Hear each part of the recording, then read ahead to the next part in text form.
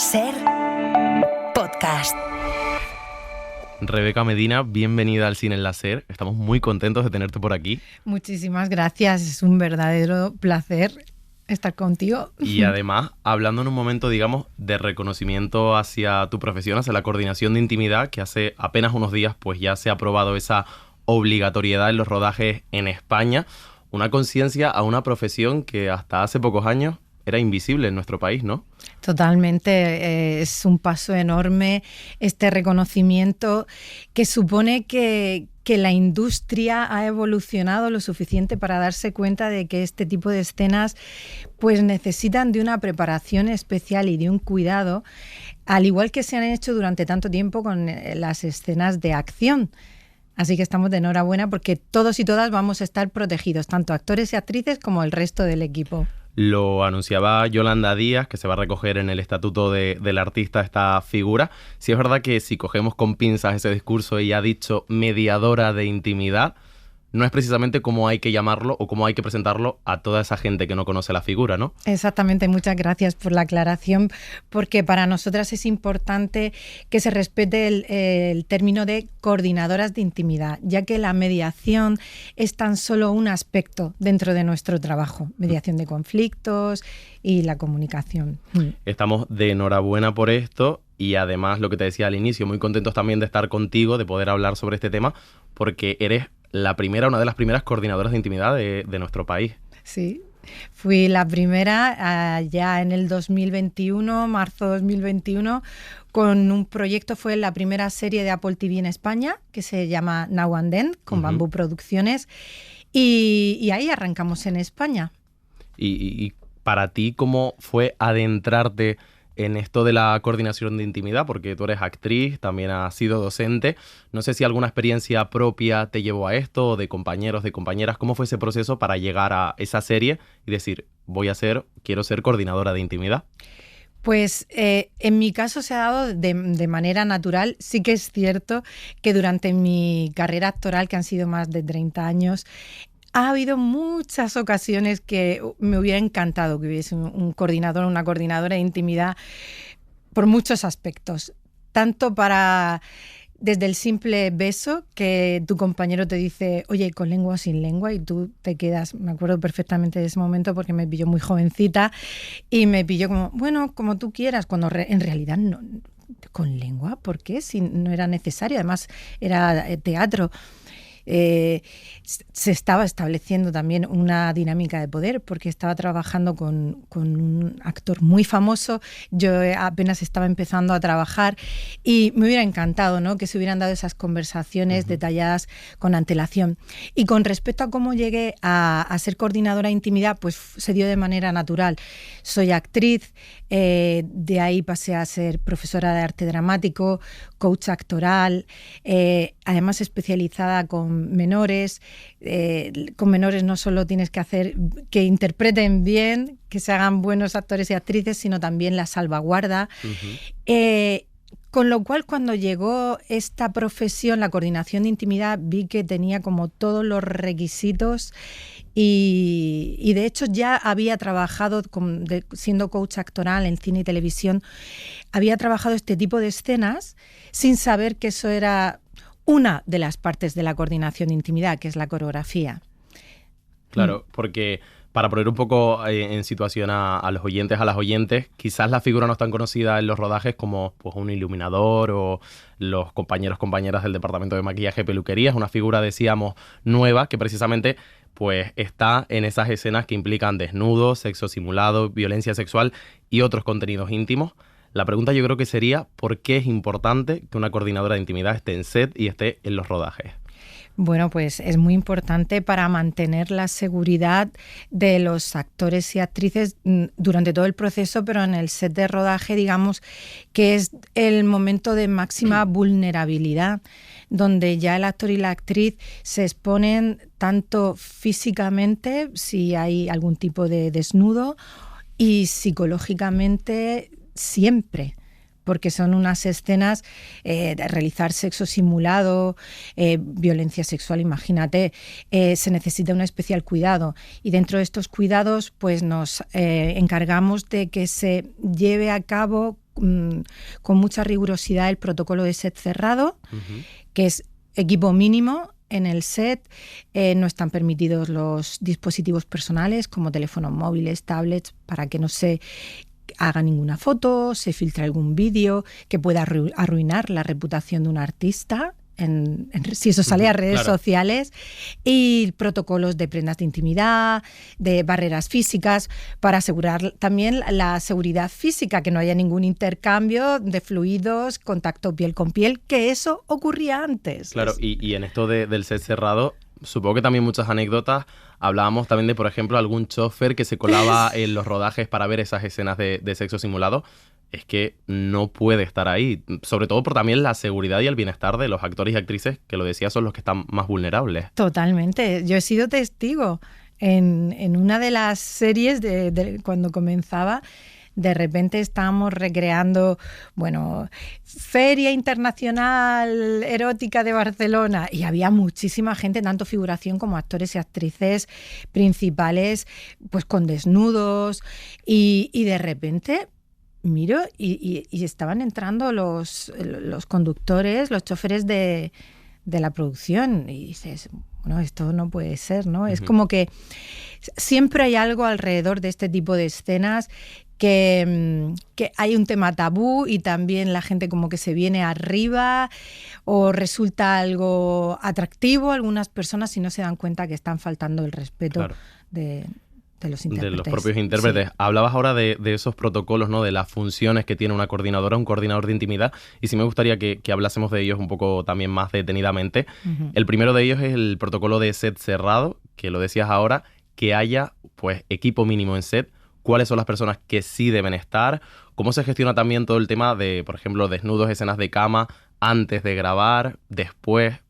De acuerdo, pues mira, con respecto al protocolo de set cerrado, las personas que tienen que estar es director, ayudante de dirección, director de fotografía, cámaras, al final script, una persona de cada departamento para que pueda llevar su raccord.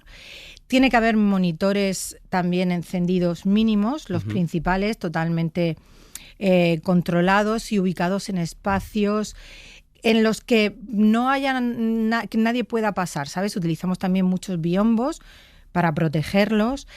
Al final, un equipo mínimo no deja de ser unas 12 a 15 personas. Depende mucho de si vas a una cámara o a dos, porque siempre tienes que tener a tu cámara o a grips, ¿vale?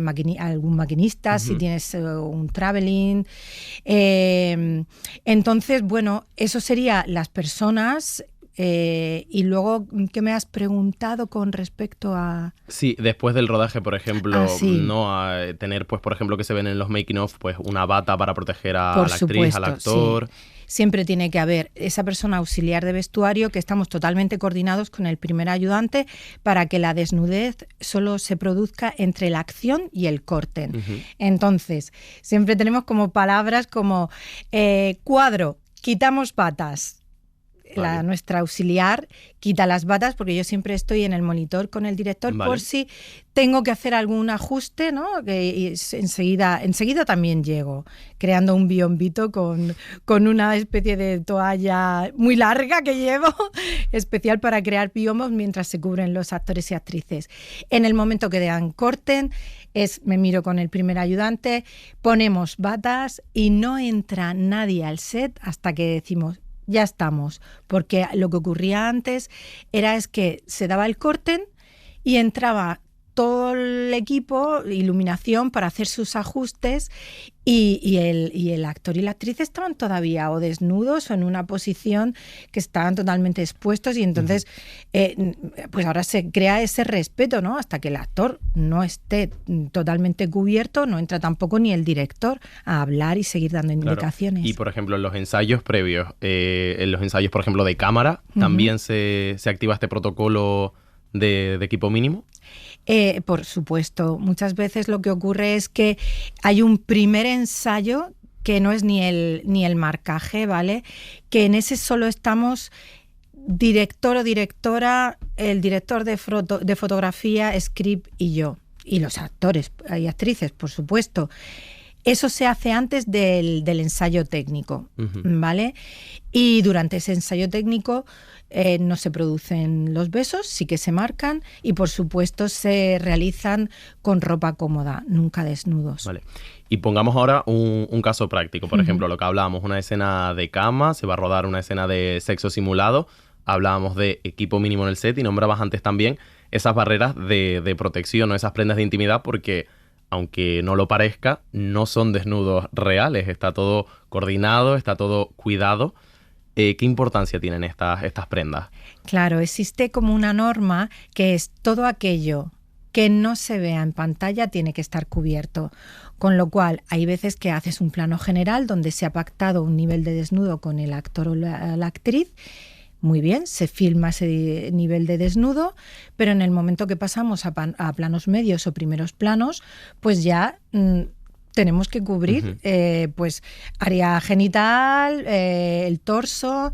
Entonces, bueno, tengo una serie de prendas de intimidad. ¿Te has venido preparada? Sí. Has venido preparada para contárnoslo, así que si quieres, pues ¿Te nos las puedes ir muestro? enseñando, claro. Fenomenal. Perfecto. Pues mira, por ejemplo, esto siempre se utiliza, o sea, en las escenas de sexo simulado siempre tiene que ir cubierta, es otro protocolo de prendas de intimidad y barreras A físicas. ver, por ejemplo, esto que tienes por ahí. Esto que tengo aquí ¿Qué? es una bolsa genital, ¿vale? En las escenas de sexo simulado metemos una barrera interna para evitar el contacto físico. Esto se cierra, ¿vale? Y luego, además, lo reforzamos con cinta kinesológica, ¿vale? Para que quede totalmente anclado, que al final resultaría como tener un suspensorio, como un bailarín. Ujú. En las personas con vulva, pues ponemos este tanga adhesivo con la barrera, sería este tipo de barrerita, ¿vale? Pegado. Si necesitamos un desnudo trasero, pues cortamos a lo mejor esta parte. O sea que vamos un poco adaptándonos al tipo de plano y ángulo de cámara. Y bueno, también tenemos, este es el shibu, ¿no? Que es como el tanga masculino, un poquito más grande, que también se puede poner la barrera dentro. Y digamos que, como te he comentado, sería obligatorio en las escenas donde se produce contacto entre pelvis con pelvis este tipo de barrera física. Es muy curioso que nos hayas traído este material, por lo que decíamos antes, no es una profesión, una figura en los rodajes muy desconocida, y sobre todo porque también cuando vemos esas escenas de sexo, pues obviamente es la función, ¿no?, que proteja al actor, a la actriz, pero que no se vea, ¿no?, dar esa naturalidad en pantalla. ¿Crees que bueno, que al mostrarlo, pues va a haber cada vez como un paso más importante a que se conozca más la profesión? Por supuesto, yo creo que es muy importante divulgar, seguir informando, porque aunque se ha avanzado muchísimo, ya no es como la primera vez que iba a un set que tenía que explicar todo, que había cierta reticencia como diciendo nos va a quitar tiempo, va a causar retrasos, cuando es al revés. Ya se dan cuenta de que todo este tipo de medidas lo que hace es ahorrar tiempo, que todo el mundo se sienta más cómodo, más protegido, en confianza, con lo cual al final ganas, o sea, se hace mucho más rápido. Claro, hemos hablado de estos protocolos que protegen, pues, a los actores y a las actrices, pero también trabajan con los directores, con la producción, pues teniendo esa comunicación, marcando los límites y sobre todo ayudándoles en su visión creativa en este tipo de escenas. ¿Cómo se tienen en cuenta estos límites a la hora de rodar? Pues mira, lo primero de todo, una vez que leemos el guión e identificamos dónde hay contenido íntimo, pues vamos a hablar con los directores y directoras para que nos cuentes cuál es su visión creativa, por qué es necesaria esta escena dentro de toda la narrativa.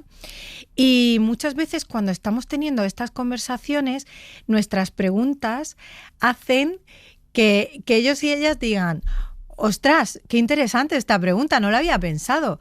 Pues, ¿sabes? Se va enriqueciendo la visión creativa del director y directora y muchas veces ahondamos más, con lo cual es mucho más rica y ellos dicen, pues muchas gracias, ¿no?, por haberme hecho la pregunta, no me lo había planteado, y podría haber sido o bien un un problema o algo que nos hubiera quitado tiempo cuando hubiéramos llegado al set, que ya lo tenemos resuelto, y a la misma vez esto que me acabas de preguntar hace que quiera investigar un poquito más en esto. Así que si no te importa, pregúntale a los actores y a las actrices y si está bien, lo vamos a incluir. Claro, es que a veces la figura del director está pendiente a tantas cosas que se puede olvidar precisamente de estas escenas de intimidad, ¿no? De todo lo que implica. Pero me parecía algo muy bonito lo que decías, ¿no? De ese feedback, de ese reconocimiento a, oye, Rebeca, gracias por esto, no me había dado cuenta de lo otro. Y precisamente hay directores, productores que muestran, ¿no? Públicamente pues ese agradecimiento. Ramón Campos, que ha trabajado en Las Chicas del Cable, en Velvet, decía que el coach de intimidad, la coordinadora de intimidad, se convierte en una extensión del director en el set. Es muy bonito que piensen esto. Es maravilloso y Ramón Campos es una persona y un profesional extraordinario. Efectivamente, el director y la directora cuando llegan al set están tan abrumados y ocupados, ¿no? De tantos aspectos técnicos que valoran mucho que de repente les recuerde, mira, esta es la coreografía que pactamos, tengo ya todo esto preparado. Ay, muchísimas gracias, Rebeca. Sí, porque este momento para mí era muy importante y se me había olvidado. Entonces, estamos ahí para ayudarles. O sea, no solo a los actores y actrices, sino a ellos. Claro, hablábamos de ese trabajo previo, ensayos, lecturas de guión, aportar en la visión creativa, luego ese trabajo en set con los protocolos que nombramos, la comunicación ante todo, ese consentimiento, protocolo de set cerrado, barreras de intimidad. Pero, ¿qué sucede si, una vez hecho todo esto, a la hora de llegar al set, una actriz, un actor dice, no me siento cómodo, no quiero rodar esta escena, algo así de última hora, podríamos decir? ¿Cómo actúas tú en este caso? Pues lo primero es averiguar qué está ocurriendo. Porque muchas veces encontramos a la persona diciendo no quiero hacer esto porque ha ocurrido algún tema o de comunicación con un compañero, o se ha encontrado que algún aspecto que se había pactado no estaba llevándose a cabo, que eso es lo que ocurría antes. Te decía, no, todo va a estar controlado, y de repente llegaban al set y estaba todo el mundo del equipo, no habían prendas de intimidad, esta luz, yo había pactado que se me maquillase el cuerpo, que iba a mostrar los glúteos, yo quería que los glúteos estuviesen maquillados, y te hablo de casos prácticos que tengo todos los días. Entonces, generalmente no es que esta persona a lo mejor le ha molestado algo y lo primero que le ha surgido es decir, pues ya no quiero hacerlo. Pero sin embargo, si averiguas cuál es el aspecto y le das opciones o bien a arreglarlo, es decir, era por esto, no te preocupes, vas a tener tus tiempos. Era por esto, no van a estar estas personas. De repente ese contacto físico, a lo mejor es que hoy tienes, una herida o una lesión física, no te o alguien está constipado. Claro. Lo cambiamos el ángulo de cámara y no se va a producir este contacto físico. Tenemos tanta creatividad, somos tan creativos que podemos contar lo mismo de otra manera. Entonces, damos tranquilidad y un abanico de posibilidades de cómo seguir llevando a cabo la escena, claro. Y todo el mundo, pues al final, está contento. Dar también esa acción directa, ¿no? Por tu parte, de pasa algo, actuamos de manera directa, primera persona, conversaciones. Y tienes una larga trayectoria, has trabajado en muchísimas series, entre otras muchas otras, recientemente estrenada, por ejemplo, Oasis para Netflix, La Viuda Negra, Manual para Señoritas. Te quería preguntar, hablando de sobre todo estos casos, no sé si ha habido algún caso polémico dentro de los rodajes, un reto al que hayas tenido que enfrentarte que te haya hecho decir, oye, es que todavía más que nunca es necesaria esta figura. Bueno, sí, todavía hay veces que me enfrento a comentarios o a chistes en el set. Es como que hay personas que no son conscientes de que quieren normalizar las escenas de intimidad a través de chistes y comentarios frívolos que no son apropiados en ese momento. Entonces es muy delicado cómo hacer entender a estas personas de que eso puede ser hasta un posible acoso, porque son comentarios no deseados. Y si eso se repite, pues estamos ante una situación de acoso y además no saben cómo, porque se ría un actor o una actriz, se piensan que está cayendo bien a ese intérprete, pero son muchísimas las veces que los intérpretes me dicen no me gusta nada este tipo de comentarios, claro. ¿no? Esto por decirte lo... Sí, pero al final es algo que vives también día a día en el set. Sí. Y siguiendo un poco hablando de proyectos, sí te quería preguntar por a lo mejor algún proyecto el más ambicioso o en el que hayas tenido más trabajo. No sé si tienes alguno que se te venga a la mente. Sí, o como no.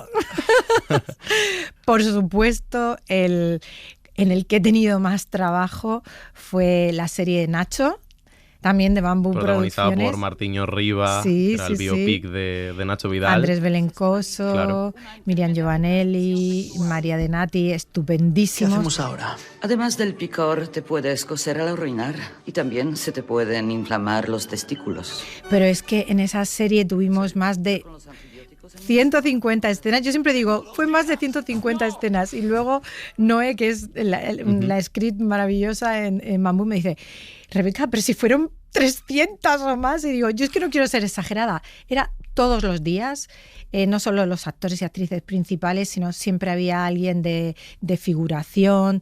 También trabajamos con muchos actores y actrices porno para facilitar ciertos momentos que podían resultar muy, muy difíciles a un actor que no se dedicase especialmente al porno, ¿no? Y ahora no se queda atrás Física o Química, Nueva Generación, la segunda temporada. Serie adolescente con todo lo que eso Sí. conlleva. Entiendo que también el trabajo ahí está siendo intenso, que estabas en Intenso. pleno rodaje. Estoy en pleno rodaje, estoy encantada. El tono, por supuesto, es muy distinto al de la serie de Nacho porque hay mucho volumen de escenas de sexo simulado y de intimidad, pero tiene un tono más... ¿Has visto la serie Sex Education? Ujú. Que, ¿sabes? Tiene Algo más desenfadado. exactamente, con un gustillo ahí de comedia, y el sexo simulado tiene mucha luz. Ujú. Tiene, no sé, como de aprender, ¿no? De esas Claro. experiencias.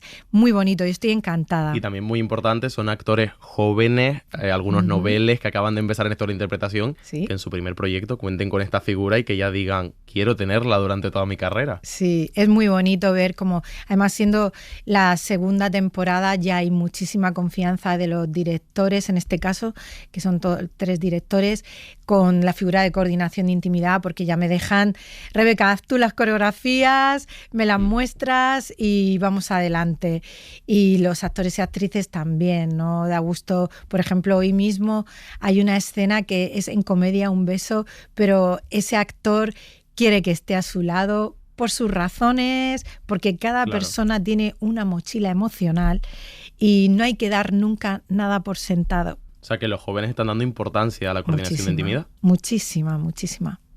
Y Rebeca, por ejemplo, aparte de esta serie, has trabajado en muchas películas, también en teatro, pero me ha llamado mucho la atención pues La Promesa, que es una serie diaria con todo lo que ello implica, jornadas de rodaje a veces a contrarreloj, muchos capítulos, muchas escenas. ¿Se pierde aquí un poco, a lo mejor se difumina la figura por ser una serie diaria con ese ritmo o se cuida igual de bien? Pues se ha cuidado muy bien. Sí que es cierto que esta llamada... esta llamada justamente fue lo hizo una intérprete. Ujú. Fue la intérprete la que sabía que ya ellos y ellas pueden de querer contar con esa figura, y producción estuvo encantada diciendo, ya va siendo hora que las series diarias cuenten con esta figura. Entonces se hizo muy bien todo lo que es el proceso. Pero luego también surge, me está pasando que con la obligatoriedad, pues te llaman de poco tiempo, ¿sabes? En este caso, pues a lo mejor 2 días. Oye, que lo mismo vamos a necesitar coordinación de intimidad. No se va a ver nada de desnudo, ni va a haber sexo simulado finalmente, aunque lo pone en el guión. Y para cubrirnos las espaldas queremos que estés. Y claro, tengo que recordar, de acuerdo, bien, pero... esto no se puede convertir en un checklist y tener la coordinación de intimidad solo el que me avises ni el mismo día o 2 días antes, si no se hace todo el proceso, porque la coordinación de intimidad funciona si se realiza todo el proceso desde el principio. Se tienen que dar las conversaciones por adelantado 48 horas antes, por si surge cualquier cosa.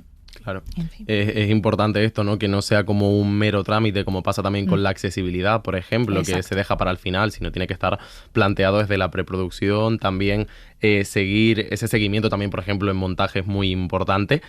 Y luego tú también has trabajado en series internacionales, por ejemplo, en Pluribus, has trabajado en muchos proyectos. Y te quería preguntar por la conciencia que hay, por ejemplo, en el cine americano, en el cine británico, de esto, porque creo que van un poquito más avanzados, ¿no? Aquí llega algo tarde. Totalmente, están muchísimo más avanzados, pero bueno, yo ya en son muchas las series, productoras y equipos que vuelven a llamarme por segunda, por tercera, por quinta vez y se nota muchísimo esas producciones que ya va todo rodado. Pero sí que es cierto que al principio lo notaba mucho porque había mucho más respeto. Había un espacio dado para la coordinación de intimidad que en España yo tenía que hacerme al principio. Entonces, sí, totalmente. Claro. O sea, había muchísima más información. Y bueno, Rebeca, ya sí para terminar, hay una frase, un lema propio, creo, de Rebeca Medina, que creo que podría ser el de me comprometo a que un set tenga seguridad y que pues vaya de la mano de la cultura del consentimiento. Más ahora en un momento que aquí está sin explotar todavía el Me Too del cine español, es importante esta frase, seguridad, consentimiento, comunicación y un poco acabar con esas dinámicas de poder. Exactamente, ser conscientes de que la creatividad se puede llevar a cabo respetando la cultura del consentimiento y teniendo como base, piedra angular, pues eso, la comunicación, consentimiento, mitigar, así se mitiga las dinámicas de poder. Y como yo digo, mis 2 mandamientos, que es no dar nunca nada por sentado y que no haya sorpresas. Claro, que los límites de los intérpretes no se vean nunca superados por un relato de ficción. Exactamente. Pues Rebeca, ¿cuánto hemos aprendido hoy? Hemos hablado de esta figura tan importante, ha sido un placer tenerte con nosotros en el cine y pues estaremos en contacto para ver cómo fluye esta obligatoriedad y si se respetan los rodajes, que esperemos que sí. Muchísimas gracias. Muchísimas gracias a ti, Joel. Ha sido un verdadero placer estar contigo hoy.